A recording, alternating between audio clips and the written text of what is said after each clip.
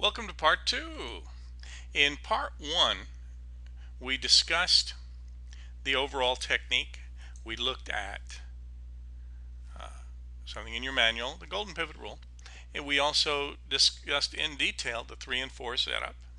We discussed the initial trend reversal. And then we talked about finding the red line, which is where you absolutely stop trading.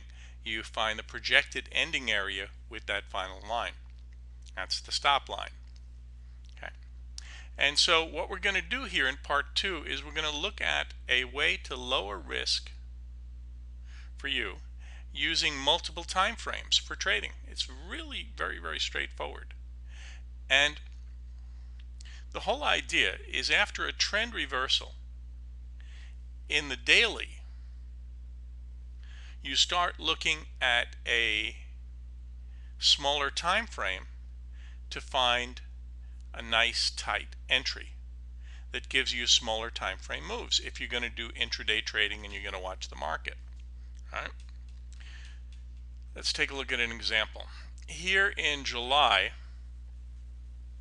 In the SPY, which is the S&P stock effectively of the S&P index, you had a reversal, and so here the same thing you learned had a nice long signal. Okay, so those of you that have taken the advanced Andrews course know that you have a long signal here, and using the simple setup. And so if you choose to, on a daily basis, you can take the long trade here. However, if you want to do intraday trading in addition to it or instead of, then what you do is you go down to a lower level. So this way, when your daily is up, you're also looking for up or long trades on intraday. Let's take a look at an example or two. Here's the contract you would have looked at during that time period. This is the September contract. And the whole idea here is to lower your risk, really knock down your risk a lot. Because let's face it, it's all about keeping that risk down. So during July,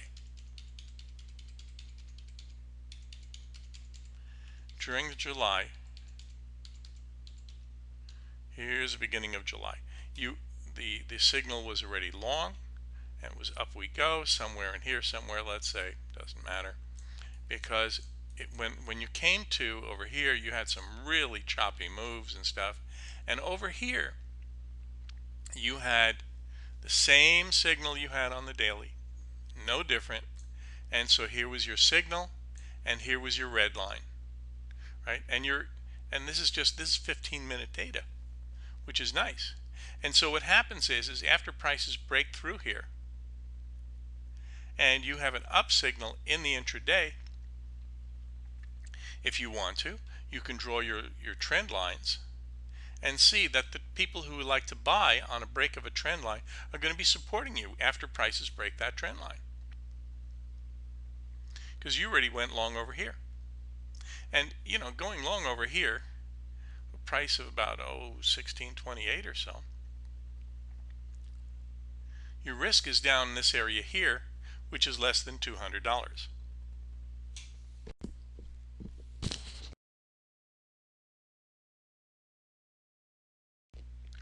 Now, here's your red line. Now, what happens very often is prices go up to a red line, they go charging up to a red line like they did here, and then they stop dead cold, go sideways, and then charge higher.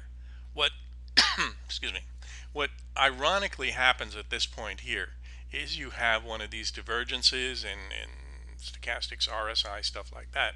And so a lot of people are saying, oh no, the heck with it, I'm out of here. And that may happen. And but we're not looking at that for an entry or exit. We're just looking at simple lines ahead of time. Because by the time you got long over here, you knew your target area was going to be up here. Now, if you like using the stochastics or RSI and watching that along the way, you can. And what's nice is the line technique gives you an idea of about where that's going to happen, okay, which stochastics and RSI doesn't. So what happens is market goes sideways here for a couple hours really nicely. Here was the stop line. Stop out of the trade, out of there, lay it down, go take a break. And so several hours later, prices come down to here. You have another 3 and 4. And so what happens? You draw your lines. Here's your breakaway. And in this case, prices even come back a little bit. Your risk is underneath this area here. You have even if you got, long after all this thing up here, 1635 down here, risk is 1630, 125. So once again, under a couple of $100, and then upward and onward we go. And what's our target? Target is up here. Here's your red line. All right, so here's your red line. Prices go up here. Time to stop. Leave it alone. Stop trading. Drop it. Go take a break. Right? Now, remember, during all this time period here in July, the system was long on the daily. So you want to have that coincide, the daily and the intraday trade both be in the same direction. Right? Very important. Prices go up to the red line, out of there. Let's see what happens after that. They kind of go sideways for a while, for several hours. Okay.